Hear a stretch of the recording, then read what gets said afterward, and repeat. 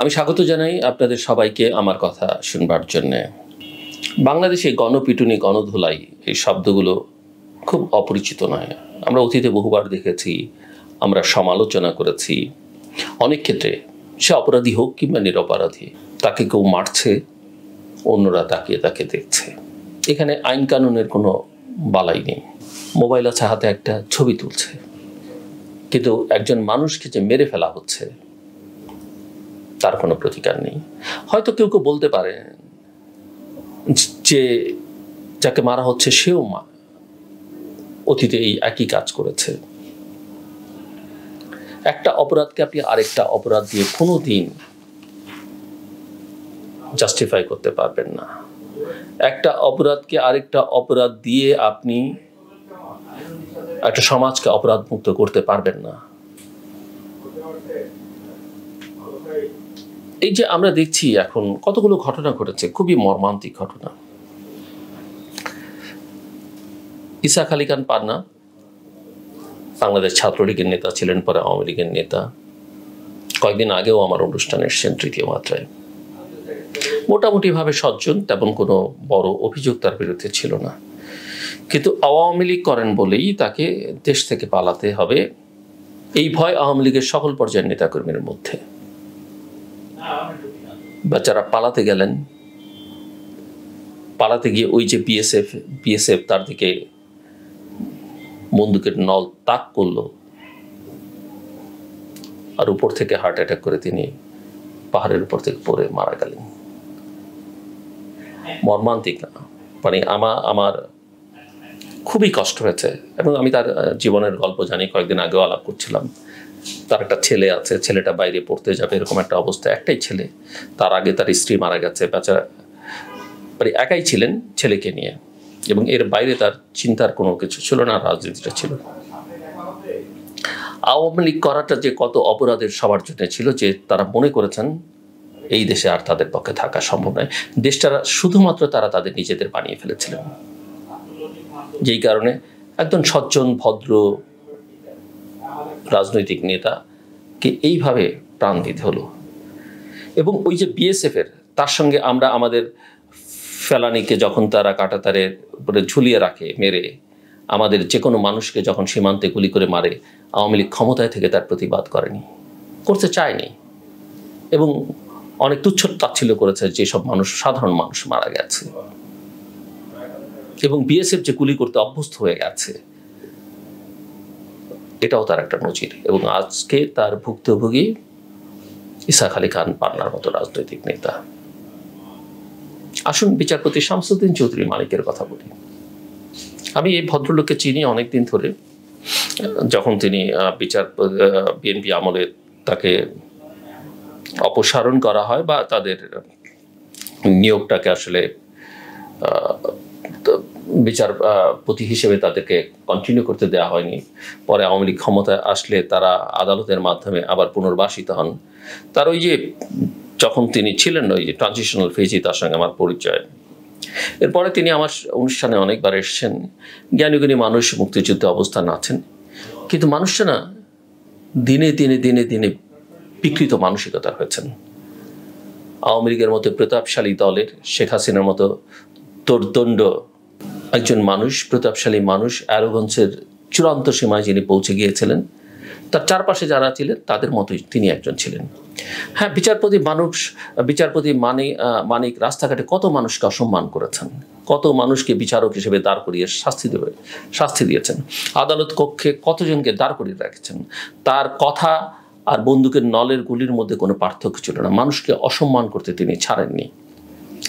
বিরোধী প্রতিপক্ষ হলেই তাকে জামাত, রাজাকার, বিএনপি বানিয়ে ছেড়েছেন।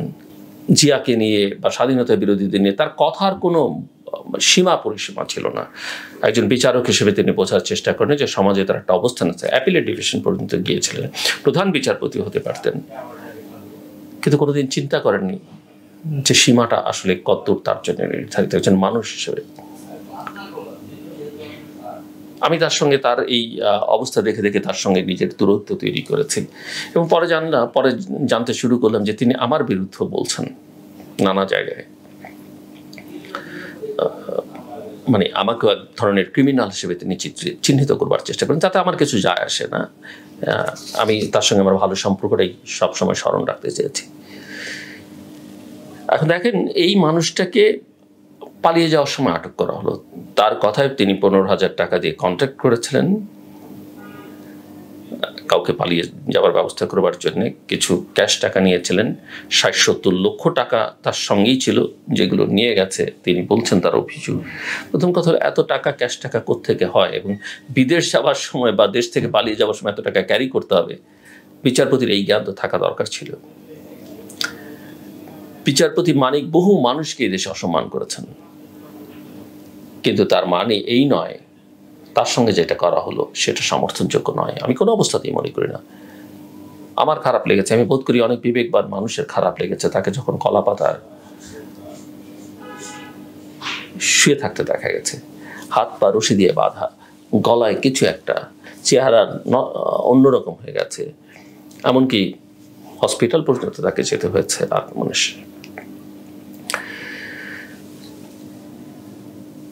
আমি যেটা মনে করি যে এই যে মব, মানুষ যখন আইন তুলে নেয়, সেটা কোনো সমাজকে স্থিতিশীলতা দেয় না, সেটা কোনো সমাজের জন্য সুলক্ষণ নয়। এবং এই মবের মধ্যে ভালো কে মন্দ কে, কার জেনুইন ক্ষোভ আছে, কার ক্ষোভ ছাড়া, অথবা কে যাকে আক্রমণ করা হচ্ছে কে তার পক্ষ হয়ে তাকে একটা বাড়তি সুবিধা দেবার জন্য কাজ করছে, আমরা কিন্তু কেউ জানি না। কাজে আমি যেটা মনে করি যে আওয়ামী লীগের এবং তাদের যে সমর্থক গোষ্ঠী আছে, যারা 15 বছর ধরে নানা অপরাধ করছে, এর মধ্যে ভালো মানুষ আছে, আওয়ামী লীগ সমর্থন করলেই অপরাধ সেটা বলা যাবে না, কিন্তু তাদেরকে এই মব জাস্টিস থেকে, এই যে আইন যারা হাতে তুলে নিচ্ছেন, তাদের থেকে রক্ষা করা রাষ্ট্রের দায়িত্ব। এবং আমি মনে করি নাগরিক হিসেবে আমার আপনার প্রত্যেকের দায়িত্ব। অপরাধী হলে আইনের আওতায় সোপর্দ করুন, তদন্ত করুন, বিচার করুন। আমরা একটা সভ্য সমাজ হতে চাই। আমি মনে করি বাংলাদেশের যে পোটেনশিয়াল আছে, বাংলাদেশ অনেক দূর যেতে পারবে, কিন্তু এই সব আচার আচরণ দিয়ে আমরা সেখানে পৌঁছতে পারবো না। আমি মনে করি না এই সব আচার আচরণ, যে আন্দোলন সংগ্রাম করে 15 বছর আমরা রক্ত দিয়েছি, জেল খেটেছি, নানান অসম্মানের শিকার হয়েছি, আমি বলতে আমার কথা বলছি না, আমাদের সবার কথা বলছি। হয়তো আমি ভুক্তভোগী নেই, কিন্তু আমার ভাই ভুক্তভোগী, হয়তো আমার অন্য কোনো আত্মীয় স্বজন বন্ধু বান্ধব ভুক্তভোগী, যে কারণে ওই জুলাই মাসে ছাত্ররা নেমেছে, সে দেখেছে তার সহপাঠী, তার বন্ধু মারা গেছে, ঘরে বসে থাকতে পারেনি, সন্তান নেমেছে, বাবা মা নেমেছেন, সেই আকাঙ্ক্ষার ধূলিসাৎ হয়ে যাবে যদি আমরা এইভাবে চলতে থাকি। এবং আমরা এটা দেখেছি, আওয়ামী লীগ আমলে পুলিশ শুধু ছাত্রদের পেটায়নি, সাধারণ মানুষকে পেটায়নি, বিরোধী রাজনৈতিক নেতাকর্মীদের পেটায়নি, আওয়ামী লীগ এবং তার পেটোয়া বাহিনীও পেটিয়েছে, ছাত্রলীগ পেটিয়েছে। পুলিশ পাশে থেকে দাঁড়িয়ে দেখেছে যে এই অনাচার তারা বন্ধ করেনি, এবং আজকেও পুলিশ সেটা করছে।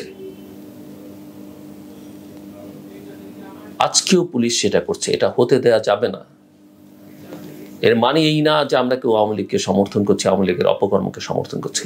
এটা করলে আমরা ওই একই বৃত্তে বারবার ঘুরপাক খেতে থাকবো। আমরা প্রত্যেকেই দেশের নাগরিক। আমাদের দেশে যারা অপরাধী তাদেরকে আমরা চিহ্নিত করি, তাদের বিচার করি, কিন্তু যার যেটা কাজ তাকে সেটা যেন আমরা করতে দিই, তারা যেন সেটা না করেন। তারা যদি সেটা না করেন, তার জন্য তাদেরকে জবাবদিহির আওতায় আনতে হবে। আমি যেটা বলছিলাম, বিচারপতি শামসুদ্দিন চৌধুরী মানিকের সঙ্গে যেটা করা হয়েছে সেটা অন্যায়। এর মানে এই নয় যে বিচারপতি শামসুদ্দিন চৌধুরী মানিক কোনো অন্যায় করেননি, তিনি প্রতি মুহূর্তে অন্যায় করেছেন। এবং আমি বিশ্বাস করি তাকে বিচার করতে চাইলে অনেক কিছু পাওয়া যাবে, অনেক কিছু পাওয়া যাবে, সেগুলো আমরা খুঁজে বের করি। আর গ্রেফতার কাউকে করতে চাইলে রাষ্ট্র সরকার নানাভাবে করতে পারে। নানাভাবে বলতে গ্রেফতার করবার আইন কানুন কিছু আছে, নিরাপত্তার জন্য তাকে করতে পারে। সেই টুলসগুলো আমরা ব্যবহার করি। তার বিদেশ যাওয়ার পথ আমরা বন্ধ করে দিই, অনেক কিছু করা যেতে পারে, কিন্তু এটা কাম্য নয়। এই যে লোকটাকে মারা হলো, তার স্পর্শকাতর অঙ্গে আঘাত করা হলো, মানে এগুলো হচ্ছে এক ধরনের নোংরামি, এক ধরনের উন্মাদনা। এতে বিচারের যে সংস্কৃতি সেটা ক্ষতিগ্রস্ত হয়, এবং এটার জন্য আইনি একটা সুরক্ষা থাকতে হবে। আমি বিশ্বাস করতে চাই যে বর্তমান সরকার সেই কাজটা করবেন, এবং যারা ভবিষ্যতে ক্ষমতায় আসবার স্বপ্ন দেখছেন বা চাইছেন বা মনে করছেন তারা ক্ষমতায় এসে গেছেন, তাদের এই বিষয়ে আরো সজাগ সতর্ক হতে হবে। তারা যদি মানুষের মৌলিক অধিকারের সুরক্ষা দিতে পারেন, তারা যদি প্রতিহিংসা পরায়ণ নন, প্রতিশোধ পরায়ণ নন, এটা মানুষকে বিশ্বাস করতে পারেন, তাদেরকে মানুষ অন্য উচ্চতায় নিয়ে যাবে। আসুন আমরা নিজেরা বদলাই, দেশটাকে বদলাই। আমার কথা শুনবার জন্য আপনাদের অসংখ্য ধন্যবাদ। আপনাদের সবার জন্য শুভকামনা।